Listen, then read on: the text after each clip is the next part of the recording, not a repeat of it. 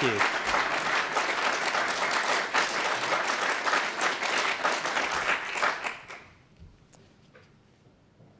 New Year should be a time of optimism and excitement. Yet I know many of you look ahead to 2023 with apprehension. I want you to know that as your Prime Minister, I will work night and day to change that, and quickly. Not just by providing relief and peace of mind for the months to come, although we will, but also by changing our country and building a better future for our children and grandchildren, a future that restores optimism, hope, and pride in Britain. Let me first address two issues that I know are at the forefront of everyone's minds. I know there are challenges in A&E. People are understandably anxious when they see ambulances queuing outside hospitals. You should know we're taking urgent action, increasing bed capacity by 7,000 more hospital beds and more people cared at home, providing new funding to discharge people into social care in the community, freeing up beds, and the NHS are working urgently on future plans for A&E and ambulances. And on strikes, there's a lot of misinformation out there, so I want people to clearly understand the government's position. We hugely value public sector workers like nurses. They do incredibly important work. And that's why we want a reasonable dialogue with the unions about what's responsible and fair for our country. And in the coming days, we will update you on the government's next steps. Today, I want to make a simple commitment. This government will always reflect the people's priorities. People don't want politicians who promise the earth and then fail to deliver. They want government to focus less on politics and more on the things they care about. The cost of living, too high. Waiting times in the NHS, too long. Illegal migration, far too much. I think people do accept that many of these challenges are, at least in part, the legacy of COVID and impacted by the war in Ukraine. But that's not an excuse. We need to address these problems, not just talk about them. And since I became Prime Minister, we've made progress, stabilised the economy and people's mortgage rates, provided £26 billion of support for the cost of living, invested billions more in schools, the NHS and social care, deepened ties with allies around the world on everything from Ukraine to our collective economic security, continued our unwavering support for the armed forces in their efforts to keep us safe, and set out a concrete plan to stop the boats and tackle the unfairness of illegal migration. But of course, we need to do more.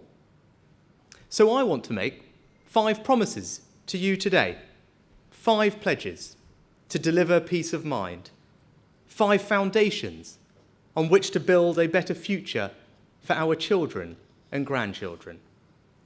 First, we will halve inflation this year to ease the cost of living and give people financial security. Second, we will grow the economy, creating better paid jobs and opportunity right across the country. Third, we will make sure our national debt is falling so that we can secure the future of public services. Fourth, NHS waiting lists will fall and people will get the care they need more quickly. Fifth, we will pass new laws to stop small boats, making sure that if you come to this country illegally, you are detained and swiftly removed. So, 5 promises. We will halve inflation, grow the economy, reduce debt, cut waiting lists, and stop the boats. Those are the people's priorities. They are your government's priorities, and we will either have achieved them or not. No tricks, no ambiguity. We're either delivering for you or we're not. we will rebuild trust in politics through action, or not at all. So I ask you to judge us on the effort that we put in and the results that we achieve. Now, these 5 promises are the people's priorities, so they're my immediate priorities too. But they're not the limit of my ambitions for our country. They're the foundation. My aim is to build a better future for our children and grandchildren, a future where they feel optimism, hope, and pride. And to realise that vision, we need to change our mindset. Now, politicians talk a lot about change, but the truth is, no government, no prime minister can change a country by force of will or diktat alone. Real change isn't provided, it's created. It's not given, it's demanded, not granted, but invented. The choices we make as individuals, as workers, business owners, parents, all add up to something far greater. And if we're honest, change also requires sacrifice and hard work. It's a big risk for a politician to say that, but the stakes are too high and the rewards too great not to level with you. So change is hard. It takes time, but it is possible. And we know that because we've done it before. During COVID, we protected millions of people's jobs and businesses, a record I'm proud of. And we know it's possible because you can see change happening. You can feel it. Just look at our state schools, empowered by reform in some of the most deprived parts of the country, producing some of the best results. Those teachers and pupils work hard and make sacrifices because they know that what they are doing is bigger than themselves. They demand, inspire, and deliver excellence. And their ethos of excellence can become the animating spirit of our nation. Inspired by them, together we can change our country's character. We can reverse the creeping acceptance of a narrative of decline, reject pessimism and fatalism, refuse limits on our aspirations. And to do that, we need to have the imagination and confidence to do things differently and better. The vision to do today what is needed for tomorrow. In other words, we need to change the way our country works. That requires a change in mindset. What does that mean in practice? It means a more innovative economy, stronger communities and safer streets, a world-class education system, an NHS built around patients, and a society that truly values the family. In all these areas and more, we must have the courage to change, to think bigger, strive for excellence, not give up when things get tough. And if we can do that, then we really can build a better future. In the coming months, I will set out our plans in each of these areas. But let me set the direction today. A better future is one where our economy is growing faster so that everybody, everywhere across our union, has new opportunities for better paying good jobs. And the change we need is to put innovation at the heart of everything we do. An ethos embodied by so many of the fantastic businesses right here at Plexel. Now, some people think innovation is about gadgets and geekery, a nice to have, peripheral to growth compared to the traditional levers of tax and spend. But that is exactly the mindset that we need to change. Let me tell you why innovation is so important. Over the last 50 years, it was responsible for around half of the UK's productivity increase. New jobs are created by innovation. People's wages increased by innovation. The cost of goods and services reduced by innovation. And major challenges like energy security and net zero will be solved by innovation. The more we innovate, the more we grow. And the world is seeing an incredible wave of scientific and technological change. So right now, the most powerful way to achieve higher growth is to make sure the UK is the most innovative economy in the world. And that's why we're increasing public funding in R&D to £20 billion to enhance our world-leading strengths in AI, life sciences, quantum, fintech and green technology, seizing the opportunities of Brexit to ensure our regulatory system is agile and pro-innovation, making sure entrepreneurial and fast-growing companies get the finance they need to expand, spreading a culture of creative thinking and doing things differently across every part of the UK. If we're going to deliver this better future, people will have to work hard.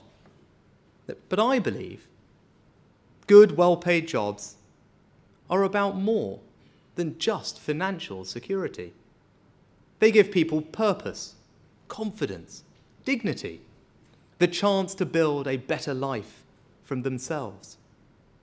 But I also believe that if you work hard and play by the rules, you should be rewarded. And which is why, as soon as we can, the government will reduce the burden of taxation on working people.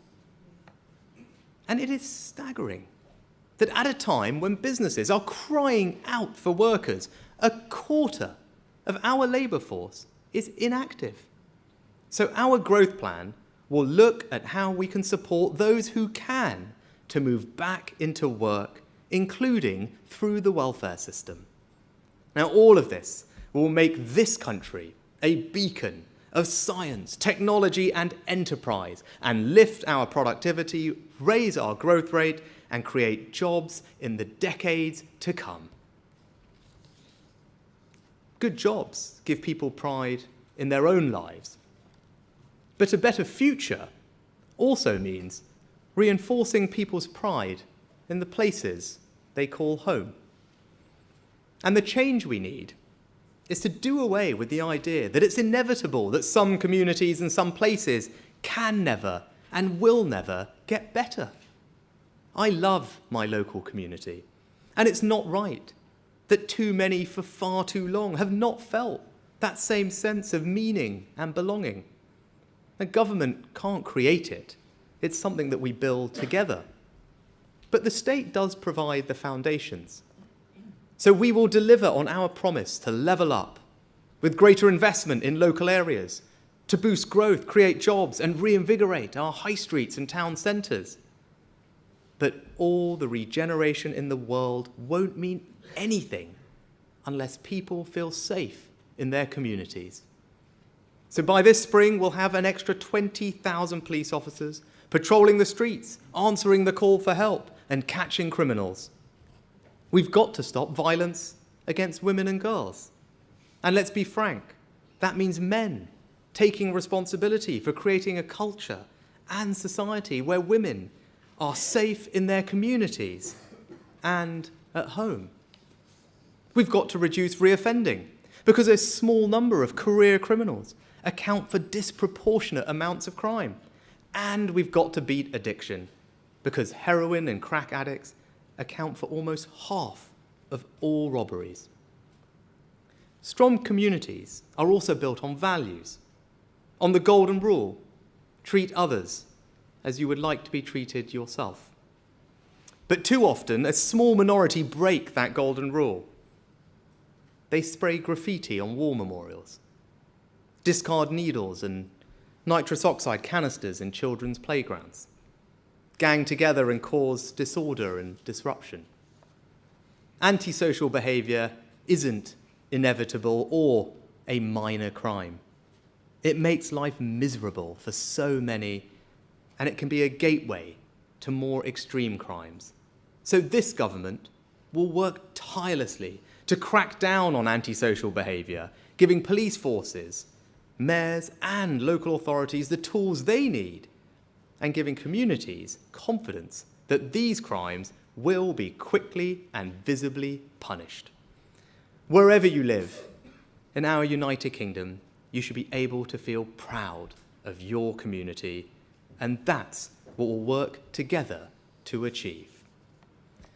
So we will create a better future by changing our economy and strengthening our communities. We also need greater social justice. And the way we achieve that is education. This is personal for me. Every opportunity I've had in life began with the education I was so fortunate to receive. And it's the single most important reason why I came into politics, to give every child the highest possible standard of education. Thanks to the reforms we've introduced since 2010 and the hard work of so many excellent teachers, we've made incredible progress. But with the right plan, the right commitment to excellence, I cannot see any reason why we can't rival the best education systems in the world. To do that, yes, we'll need to fix the damage of COVID, especially for our youngest pupils. And yes, it will require more investment, which is why just a few weeks ago in the autumn statement, we provided £2 billion of extra funding for schools. But that's not the limit of our ambitions. We're not content with just catching up. First, we need to support good teaching and spread best practice with a plan to improve attainment in primary schools. Next, we need to stop seeing education as something that ends age 18 or that sees university as the only option, with more technical education, lifelong learning and apprenticeships. And one of the biggest challenges in mindset we need in education today is to reimagine our approach to numeracy. As Chancellor, I introduced Multiply, a new programme to give hundreds of thousands of adults the opportunity to get the basic numerical skills they need. But we're one of the few countries not to require our children to study some form of maths up to the age of 18.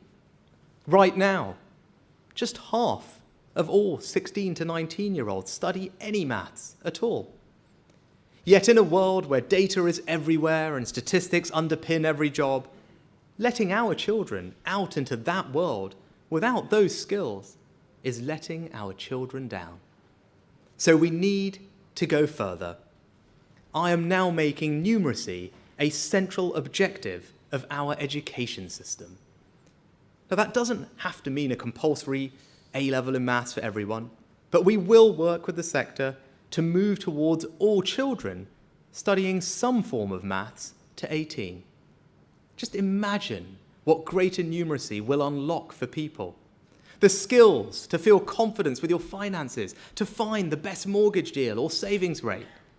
The ability to do your job better and get paid more, and greater self-confidence to navigate a changing world.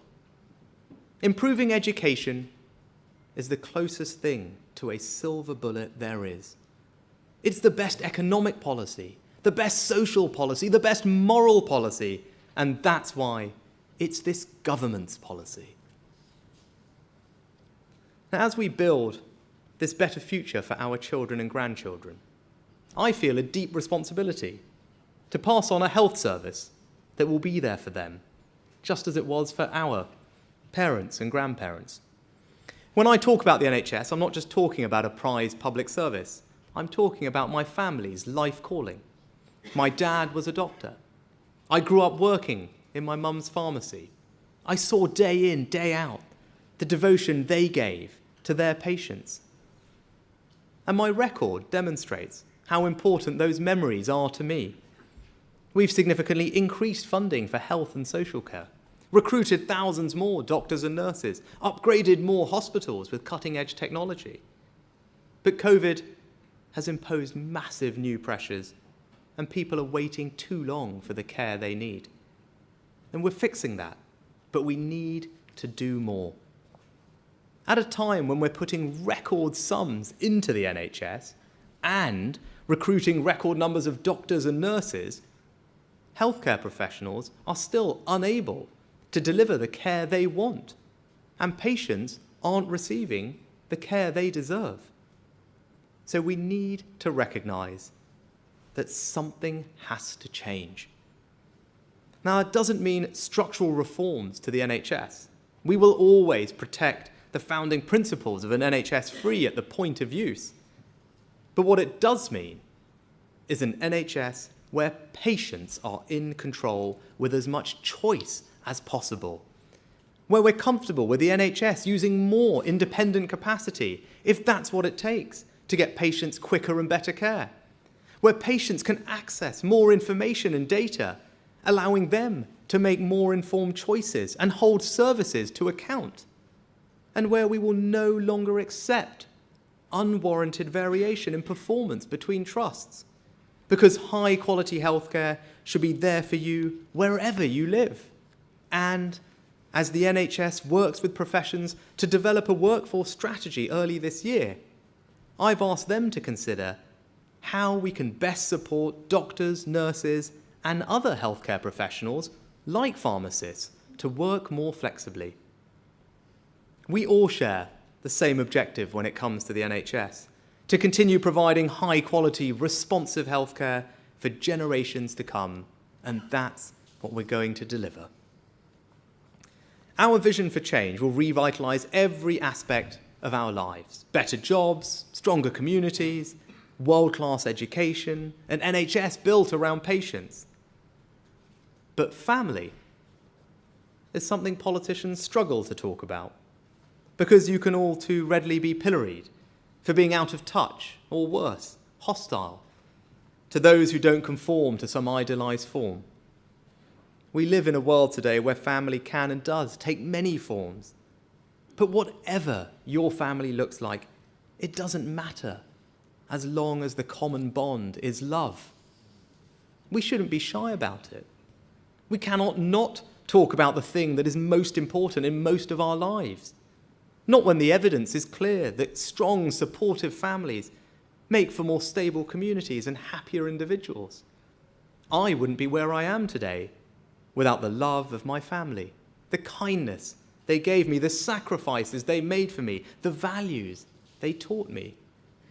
I learned from them the virtues of hard work and self-improvement, the importance of treating others with respect, the value of service, of how a community relies on people going above and beyond what they are required to do. Today, it is the love of my wife and children that sustains me in the most difficult moments in this job. Family matters.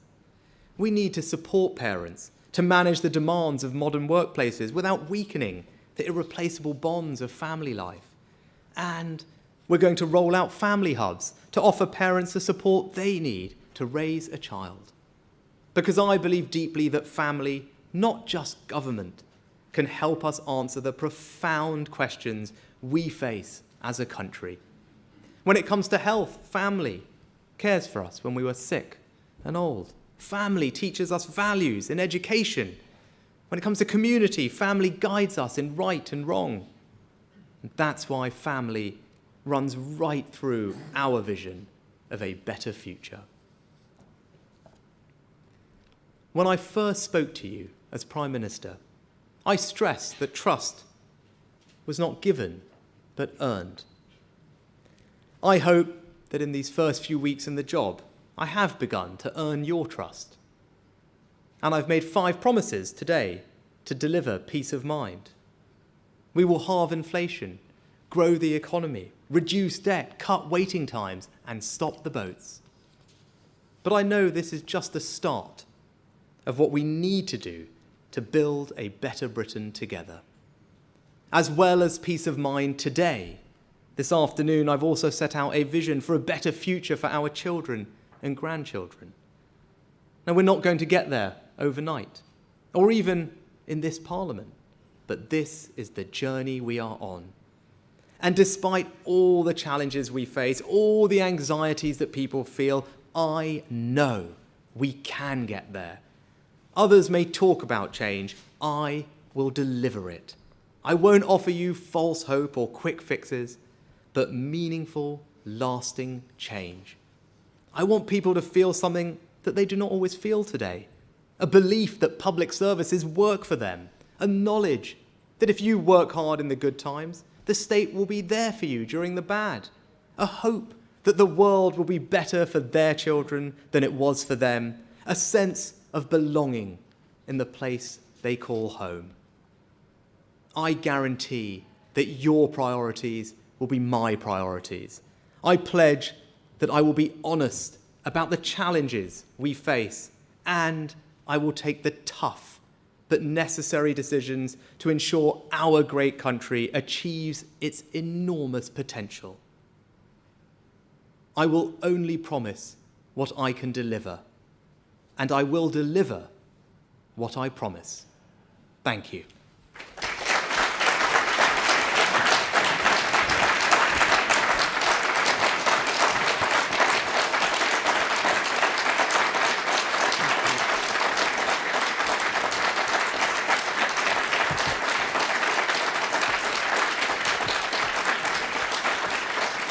Thank you. Right, I think we've got a good amount of time to take some questions from the media. Why don't I kick off? Chris Mason from the BBC. Prime Minister, thank you. Chris Mason, BBC News. The health service is under extraordinary pressure right now, and some people watching this afternoon might say, is that it? How soon will things improve in the NHS this winter? Thanks, Chris. Look, as I acknowledged right at the beginning of the speech, I think that's the thing that people are most worried about. And it's why when I talked about my 5 priorities, the 5 promises that I made to the country, making sure that we reduce waiting times in the NHS was one of them. It's something I've been working on a lot since I was PM, and that's why I want the country to hold me account for delivering it. Now, there are lots of things we are doing. This winter, for example, the most acute pressure we have is in A&E, and we can see that. So what I want the country to know is there are a range of things we're doing that will make a difference. The biggest problem we have is that there are, at the moment, around 13,000 people in hospital beds who ideally should be back in their communities or in social care. And that's what's making our hospitals full, and that's what's slowing the flow of people from ambulances into A&E and through. So what are we doing to address that? Well, we've put £500 million into what's called early discharge to help move people into the communities this winter. We're rolling out something called virtual wards, which are where people, for example, who have acute respiratory infections can actually be treated at home with telemedicine or pulse oximeters, which will free up capacity in the NHS. We're rolling out a new fall service so that we can save about 55,000 ambulance call-outs a year by treating people with falls at home. And we need to do a better job on preventative medicine. So many people with undiagnosed high blood pressure who end up ultimately having a cardiac issue that requires an ambulance call-out. So those are just some of the things that we're doing this winter that I am confident will make a difference. We also have a plan in place to get NHS waiting times when it comes to elective surgery down, and that's something that I'm confident we can do. And we will, by, I believe, in just a few months have practically eliminated waiting times for those waiting a year and a half. We've already eliminated those waiting 2 years, and by next spring, I think we'll have eliminated those waiting a year. And that's because we've got a clear plan in place. But what I want the country to know is this is an absolute priority for me. I made 5 promises today, and making sure that people can get the care that they need as quickly as they need it is right there as one of those priorities. The country should hold me to account for delivering it, and I'm confident that we will. Next, Carl Dinnan from ITV. Thank you, Prime Minister. Just on that point about having fewer people in hospital and not more, paramedics tell us that you might even have to consider pausing elective procedures in order to allow them to get people in the front door, as it were, of hospitals. Isn't this the wrong time to be concentrating on waiting lists when there are queues of ambulances trying to get people who need urgent care into hospital? Well, Carl, the simple answer is we need to do both, right? And you heard my answer to Chris. There's a range of things we're doing that are going to make the most difference in the short term to A&E and urgent care. And as I said, the most pressing priority we have is to move people into social care and into the communities. That will mean that we can actually get ambulances flowing as fast as we would like and make sure that people are moving into A&E as quickly as we would like them to be seen. But your point on electives actually highlights the issue. That's what we shouldn't do. Right? And that's what happened during COVID. We stopped doing elective surgery. Right? The amount of elective activity in the NHS was down to about half of what it normally does. So the reason we've got a huge waiting list now is because we're having to catch up with that. And actually one of our initiatives to stop that from happening again is to create what are called elective surgical hubs and community diagnostic centres, where people can get all the scans and the tests they need, and indeed the routine elective surgery like hip replacements and cataracts, away from the acute part of a hospital. Because if you do that, what you do is really increase our ability to treat people, because you don't have doctors constantly disrupted by doing routine appointments and then having to rush to deal with an emergency. That's the model that works really well. We're rolling out 300 community diagnostic centres and elective surgical hubs across the country, and that will allow us to do both. It will allow us to treat our parents, grandparents that are waiting for one of those surgeries that they need, but it will also allow us to treat people in hospitals who need that urgent care. So, my priority is to do both, and I think the plans we've got in place will deliver it, and that's why we put more funding into the NHS. You can't forget that. Just a couple of months ago, the autumn statement, we had to make some very difficult decisions as a government to get our debt under control, to make sure that we control inflation. But in spite of all of those things, we put extra money into the NHS and social care, £14 billion over the next 2 years. Now we need to make sure that we deliver that money in the way that I've described, so that people feel the benefit in the care that they and their families receive. And we've got a clear plan to do it. My job is to deliver it, and then I want people to hold me for account for it. That's one of the 5 promises I made today. Beth Rigby from Sky. Thank you. Prime Minister, look, we know to expect a reassuring performance from you, but in the real world, you can't get a train, you can't get a doctor's appointment, nurses are going to food banks, and when you do dial 999, you can't be sure that an ambulance is going to get there in time to save your loved one. That's the reality of Britain in 2023. And now you're here giving people more promises about how you might change the country that they've heard many times before during 13 years of Conservative rule. My question really is, why should the public believe you're any different to any of your predecessors? Well, Beth, I think the country have seen me perform in the job before, through really difficult times. They saw me as Chancellor during COVID. In fact, most of them probably didn't know who I was until I appeared on that press conference on their TV screens. And I'm proud of the record that I have as Chancellor. I think we moved at enormous speed and with competence to actually deliver interventions that made a difference to people's lives, that saved their jobs, protected their businesses. And so people can trust that when I say I'm going to do something, I am going to do it. I think the second thing is, I've been very clear, as I said today, unambiguous. I made 5 very simple promises. The country's priorities are my priorities. I want to be held account for them. There's no ambiguity about them. There's no tricks. People will know whether I'm delivering on these things. And I'm confident that we can. I really am. And you talk about the record. Actually, I'm not going to say the NHS wasn't under any pressure before COVID. Of course it was, but there were places where things were really improving. And you look at ambulance times, for example, category 2, we were just about at target before COVID hit. And it's undeniable, though, that COVID has had an impact. I talked about the fact that elective surgery was paused during COVID. You can look at the same with cancer referrals. They were down by 1/3 or 2/3 during COVID.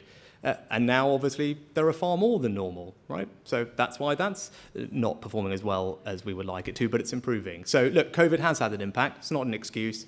This is one of my 5 promises. People know what I did for them during COVID as Chancellor, and that's why I'm here today being very clear about what I'm going to deliver for them and the country as Prime Minister. I'm very confident we can do that, but ultimately people will hold me to account for doing so. Right, Olivia Utley from GB News.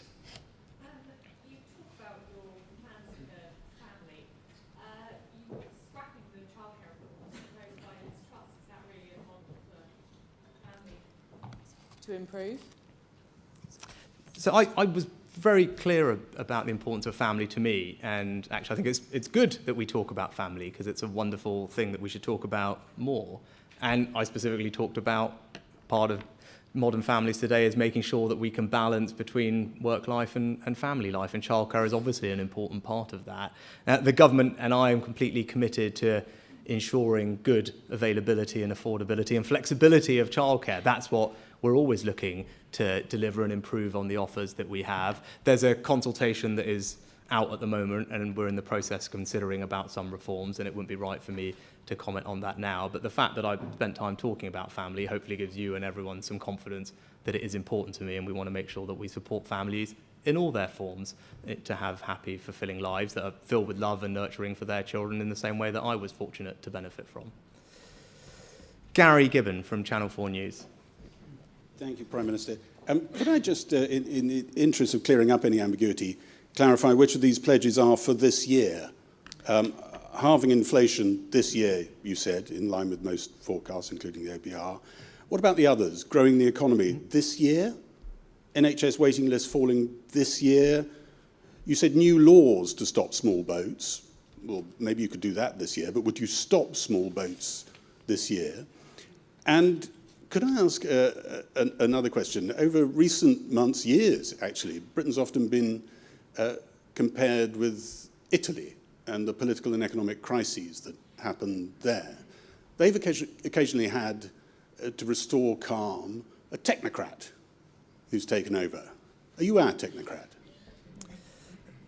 Gary, on the five promises I made, let me just say, inflation, the plan is very much, and my expectation is that we will be able to halve the rate of inflation by the end of this year. On our path, by the way, to restoring inflation back to where it belongs, which is 2% inflation target that we set the Bank of England.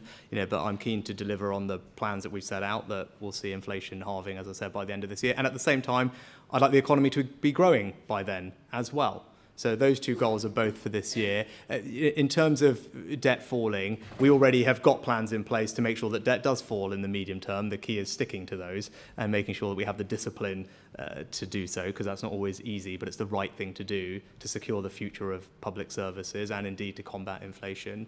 And then regard to NHS waiting times, so last year we practically eliminated people waiting over 2 years. Because of the plans that we've put in place that increase the amount of elective activity we have that I talked a little bit about, we are on track to eliminate the waits for 1.5 years practically by about April of this year. And by spring of next year, we will have practically have eliminated those waiting over a year, with the overall waiting list falling. And then lastly, we're keen to introduce legislation as soon as practically possible. Ultimately, Parliament decides how long it takes to pass that legislation. But in all of these things, I've deliberately not put a specific month on each of them, because I don't think that's responsible or the right thing to do with goals that are so complicated, where many of the forces that will impact our ability to hit them are out of my control as well, right? And we've seen that over the past year or two.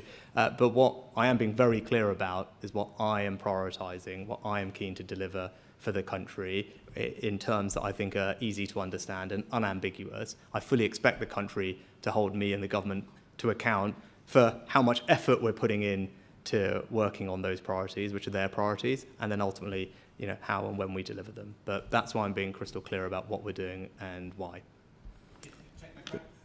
In the interest of time, actually, I think, well, hopefully you can digest the speech in longer time, but I think the country at the moment has a very clear set of priorities that they want their government to focus on. Those are the 5 promises I made.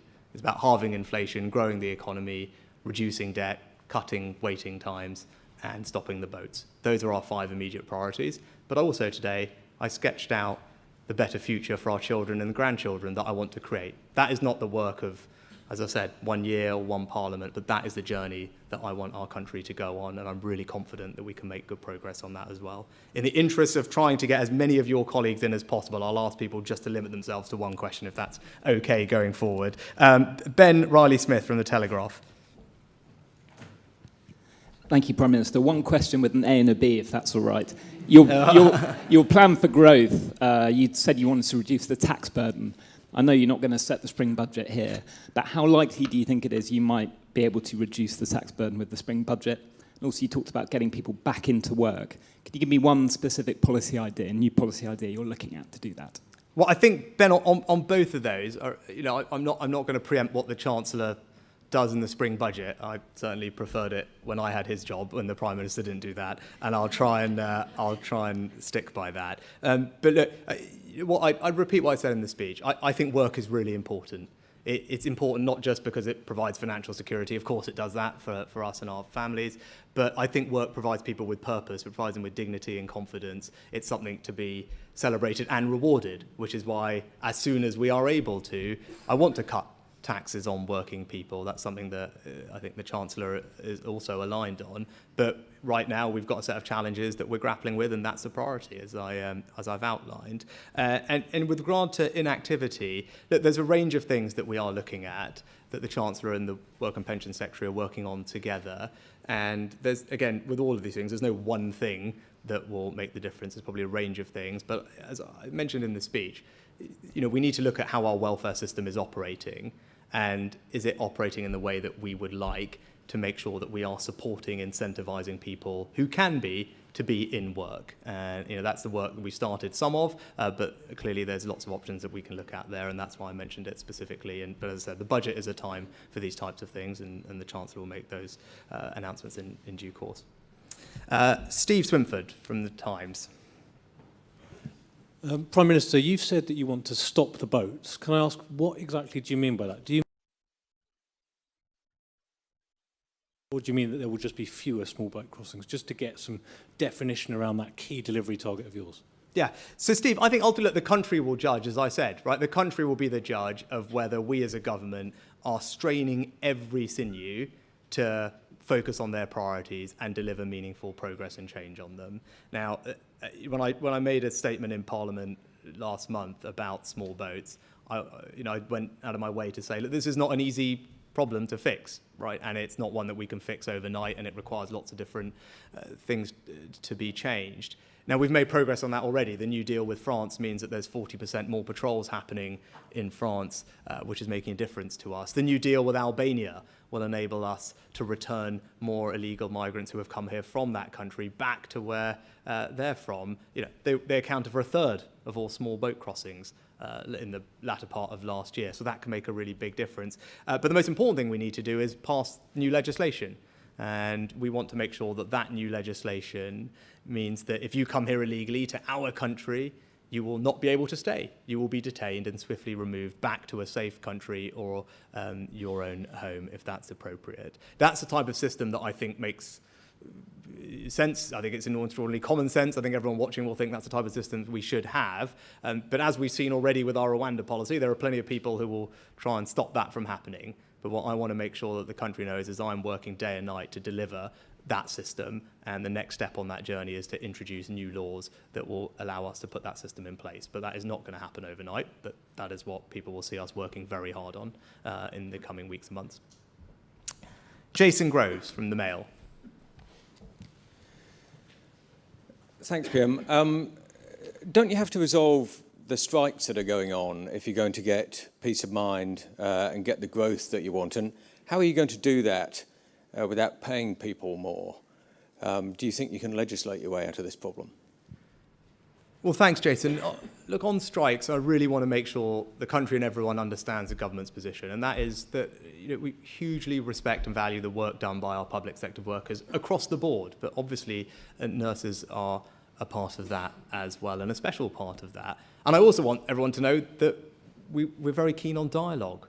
The government's door is always open, the Transport Secretary's door, the Health Secretary's door. We're very keen to have constructive, two-way dialogue that's honest, that's open, where we can talk about the challenges everyone's facing and see what we can all do to find a resolution to these strikes. I've always been clear about that, and I wanted to reiterate that today.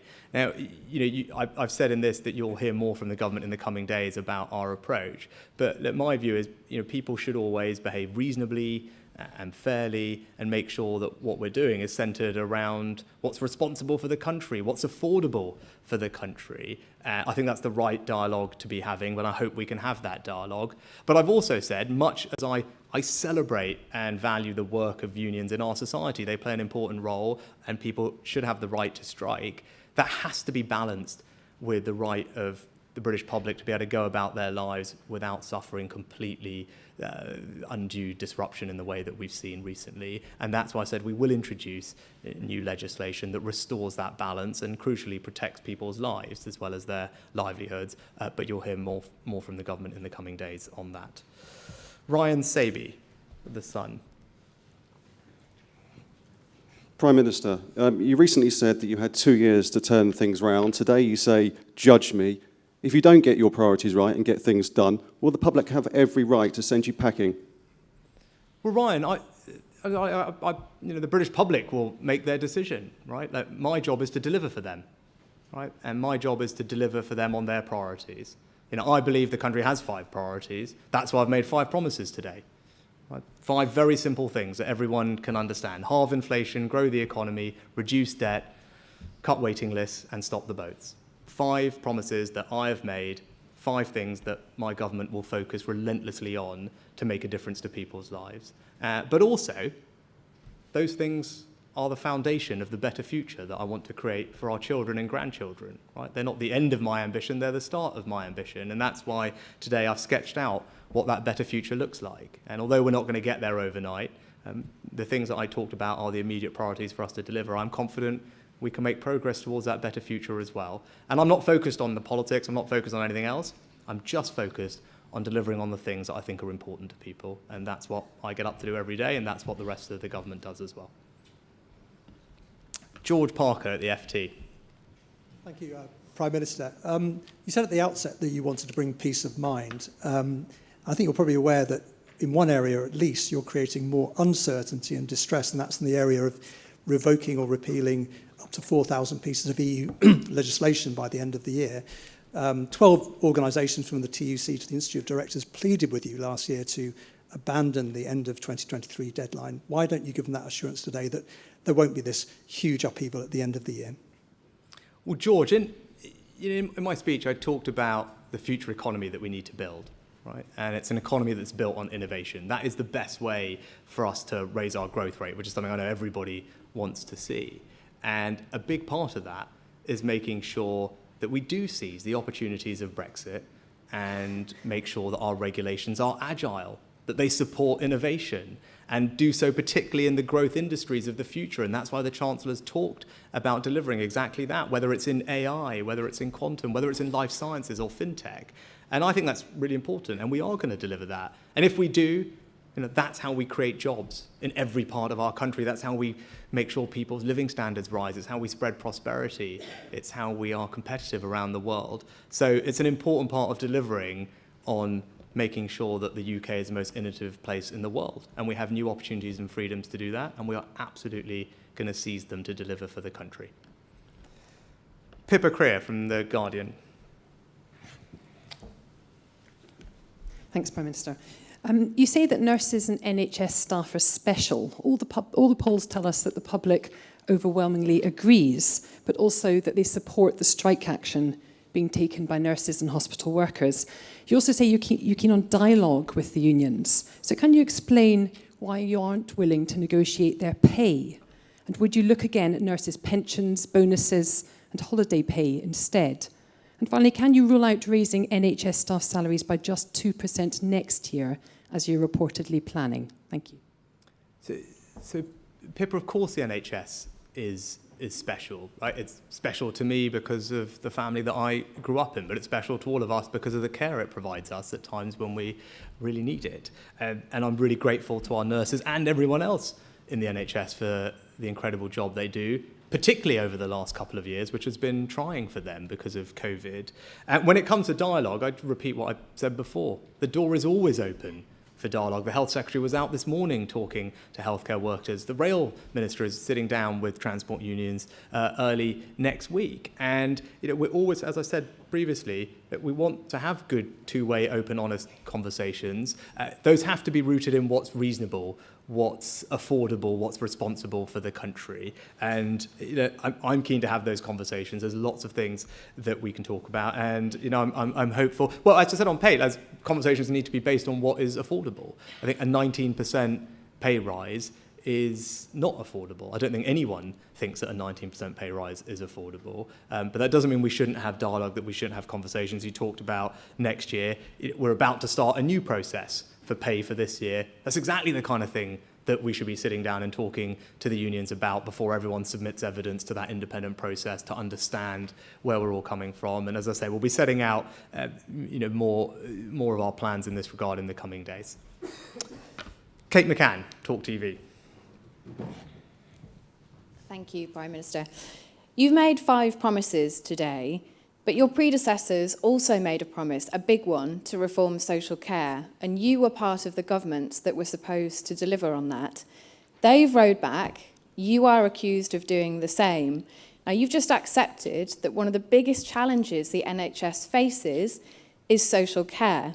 And you've also promised big thinking and no quick fixes, but there's still no plan to deal with the social care problem. So how can people trust you to deliver on 5 more pledges today when you're yet to deliver on this one? And will you resign if you don't? So, Kate, when you talk about social care, literally just announced billions of pounds more funding for social care on top of the money that I announced as Chancellor. So I don't think anyone can say that we're not prioritising social care. It's never had more investment.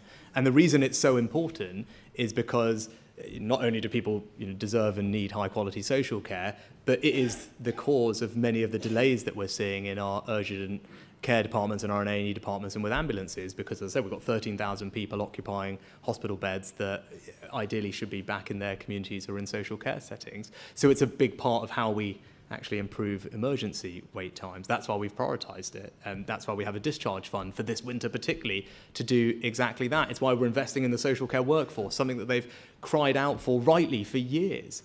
So, and now we're doing it. We're introducing a sense of career progression for the first time, high quality certification and qualifications and training, all the things that were not there previously that have led to some of the kind of high or the low retention rates you've seen in the sector, the vacancies. A big part of the reason for that is people not feeling valued. And that's more than just about how much they're paid. It's about all those other things I talked about. The investment we're putting in is going to deliver that, and people are going to see that change. But what you're talking about, I think, is something slightly different, which is about the caps on care. That has been delayed.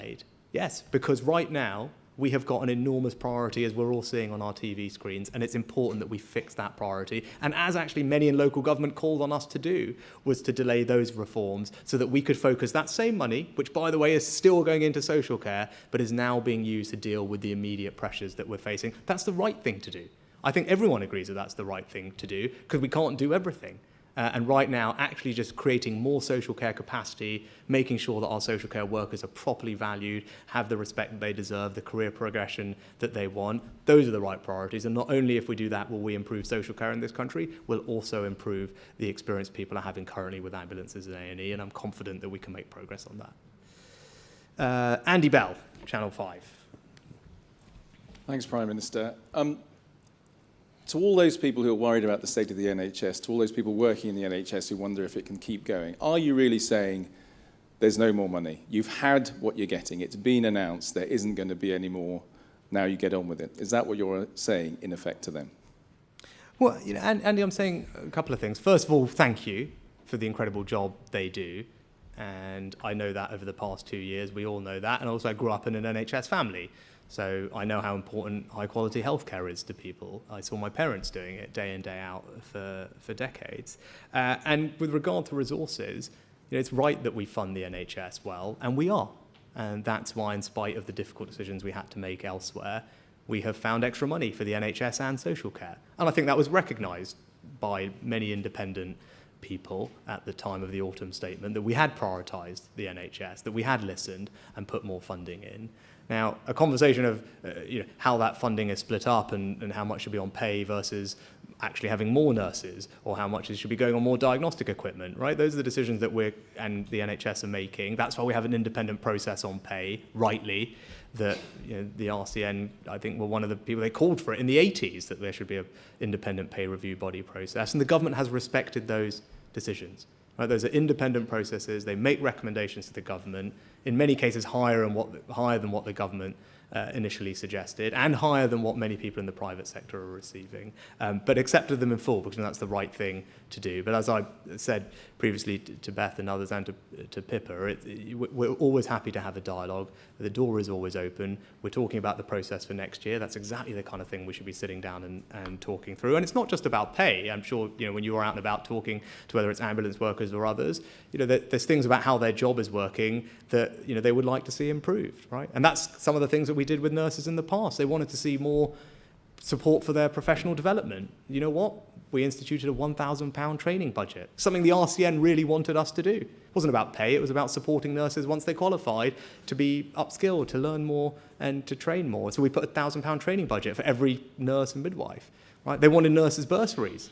reintroduced. We deliver that too. It's £5,000 a year for a nurse that's in training. Right, so there's lots of things that are not necessarily paid that are also important, and we should be talking about all these things, and the door is always open to talk about them. Martin Brown, The Express. Thank you, Prime Minister. You said at the end of your speech you'll make the tough calls. And going back to the small boat crisis, will you, as part of your plans, will you introduce similar schemes to the Albanian fast deportation scheme? And also, could we expect another offshore processing centre like Rwanda? Thanks, Martin. Well, look, so with Rwanda, first of all, I'm really pleased that we had the court ruling that we had, which made it clear that Rwanda is a safe country, that it is completely fine for us to be able to send people there to have their claims processed, and indeed that that's in keeping with the Refugee Convention and other international treaties that we are a signatory to. You know, we need to make sure that that policy works. It's an important part of our plan to tackle the small boats that we're seeing. In terms of what more we can do vis-a-vis Albania, Albania, in one sense, was a special case because that one country accounted for a third of all small boat arrivals at one point last year. So, and it's clearly a safe country. It's a country where France, Belgium, many others, Germany, Scandinavian countries all return 98% of illegal asylum seekers. We were only rejecting 45%. That clearly isn't right. And our new deal and our new changes in process will move us into alignment with other countries. More generally, we do need to look at one of the things I mentioned at the time of the announcement was returns agreements. You know, where we have people who are here who shouldn't be here, you know, we need to make sure that the returns agreements we have with countries are working. And you know, we've taken powers in legislation that we passed earlier this year to impose visa penalties where that makes sense on countries that are not cooperating in receiving back failed asylum seekers from us. And that should be a part of the conversations we're having with countries around the world. And we're seeing good progress on those. And that's one of the parts of the plan that we need to deliver on as well. You know, working and functioning returns agreements. So that will be a bit of a focus for next year as well. But you know, it's deliberately one of the 5 promises I made today. I think it's a top priority for the country. I think people saw that I'd spent time on it and come up with a clear and sensible way to make progress on it last month, and the job for this year is to keep making progress and deliver on that. Martina Botetto from PA. Martina, where are you?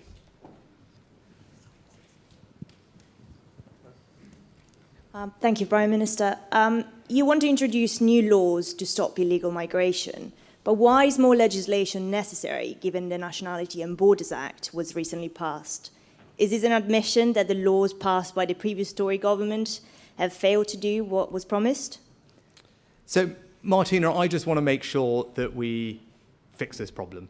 And having had this job for a few weeks and spent time thinking about it, you know, my belief is that we do need new laws if we want to actually comprehensively deal with this challenge. The system that I want to deliver is one whereby if someone comes to our country illegally, they won't have the right to stay, they can be detained and sent back to their own home or a safe alternative if their own home isn't appropriate. I think that's a common sense system. I think it's a reasonable and fair system, and that's what we need legislation to deliver, and that's the legislation that we will introduce in due course. But it's one of my 5 promises for a reason. As I said, it's an incredibly important priority for the country, it's an important priority for me, and as I think hopefully people have already seen, we've begun to deliver on it, and there'll be more to come this year.